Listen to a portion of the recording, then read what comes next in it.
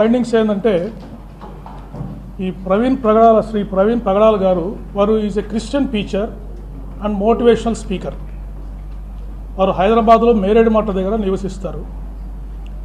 ప్రవీణ్ పగడాల గారు మార్నింగ్ 11 o'clockకి బైక్లో రాజమండ్రికి బయలుదేరారు. పర్పస్ ఏంటంటే రాజమండ్రి దగ్గర నామవరం అనే గ్రామం దగ్గర ఒక బైబిల్ కాలేజీ వారు కన్స్ట్రక్షన్ చేస్తున్నారు.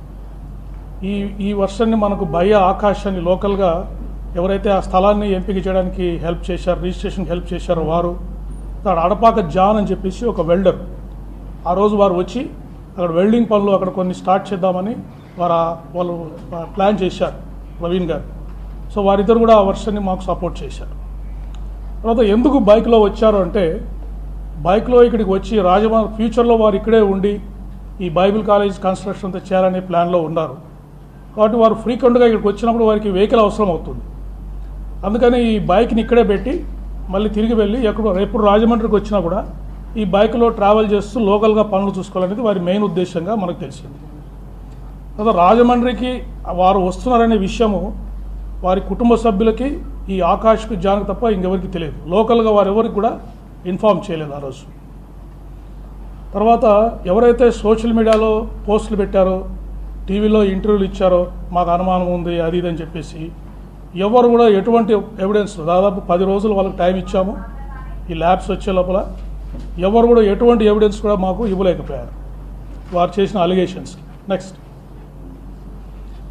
తర్వాత వారు దారిలో వస్తున్నప్పుడు వైన్ షాప్స్ కూడా వెళ్ళారు. హైదరాబాద్లో, తర్వాత కోదాడ దగ్గర, తర్వాత ఏలూరు దగ్గర. అక్కడ కూడా వైన్ షాప్ ఎంప్లాయీస్ని కూడా మేము ఎగ్జామిన్ చేశాము. అక్కడ యూపీఐ పేమెంట్స్ చేశారు వారు.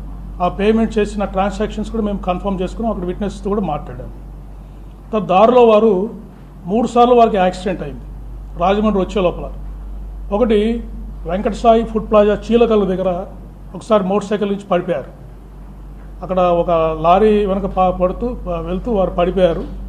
అక్కడ నారోగా యాక్సిడెంట్, మేజర్ యాక్సిడెంట్స్ మిస్ అయ్యారు. ఒక ఆర్టీసీ బస్ కూడా వారిని గుద్దబోయి పక్కకి వెళ్ళిపోయింది. సో అక్కడ ఎవరైతే స్టాఫ్ ఆఫ్ ఫుడ్ ప్లాజా ఉన్నారో వాళ్ళంతా వచ్చి వారిని హెల్ప్ చేసి మోటార్ సైకిల్ నిలబెట్టి పంపించారు. వాళ్ళందరూ కూడా ఈ ఇన్సిడెంట్ని కన్ఫర్మ్ చేశారు.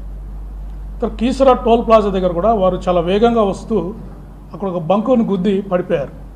అప్పుడు అక్కడ ఉన్న అంబులెన్స్ స్టాఫ్, మెడికల్ స్టాఫ్ వెళ్ళి వారితో మాట్లాడి వారికి ఏమైనా ఫస్ట్ ఎయిడ్ కావాలని విచారించి వారితో మాట్లాడిన తర్వాత వారు నాకు అవసరం లేదని చెప్పేసి అక్కడి నుంచి బయలుదేరారు. సో వారు కూడా ఈ ఇన్సిడెంట్ని మాకు కన్ఫర్మ్ చేశారు. రామవరపాడు దగ్గర వారు విజయవాడలో దాదాపు 3:30 నుంచి 4 గంటల వరకు ఉన్నారు. రామవరపాడు రింగ్ దగ్గర అక్కడ విజయవాడ ట్రాఫిక్ ఎస్ఐ గారు ఇంకొక 2 విట్నెస్లు కూడా ఆ ఇన్సిడెంట్తో కన్ఫర్మ్ చేశారు. తర్వాత గొల్లపూడి దగ్గర వారు ఇండియన్ ఆయిల్ పెట్రోల్ బంక్ దగ్గర రీఫ్యూయల్ చేయించుకున్నారు. అక్కడ కూడా వారు ఈ డ్రంకన్ అండ్ డ్రౌజీ స్టేట్లో కనిపించారని చెప్పేసి పెట్రోల్ బంక్ స్టాఫ్ మాకు చెప్పారు. సో ఈ విధంగా ఓవరాల్ ఎవిడెన్స్ మీద మనకి ఫైండింగ్స్ అన్నీ వచ్చాయి. నెక్స్ట్ సీసీటీవీ ఫుటేజెస్ ఇవన్నీ మీకు స్టెప్ బై స్టెప్ చూపిస్తాము.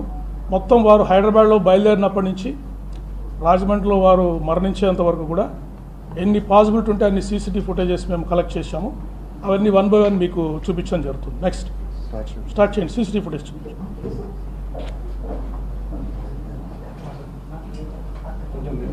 సో 11 AM అప్రాక్సిమేట్గా వారు 24వ తారీఖు వారి ఇంటి నుంచి బయలుదేరారు.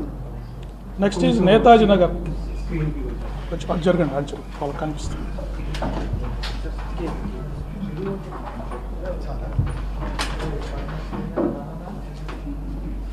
కనిపిస్తుందండి? ఓకే, 11:26 చూపించడం అది ఆన్ చేయండి. అది 11:26 నేతాజీ నగర్ క్లిప్ చేయండి అమ్మా. వీడియో ప్లే చేయవా? Wire disconnected.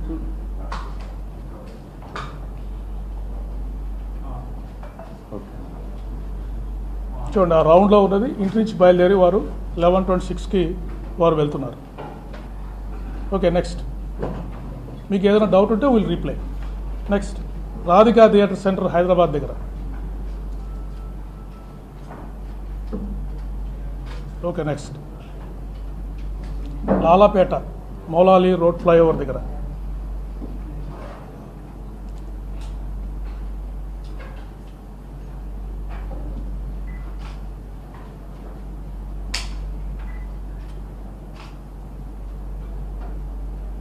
Okay, next.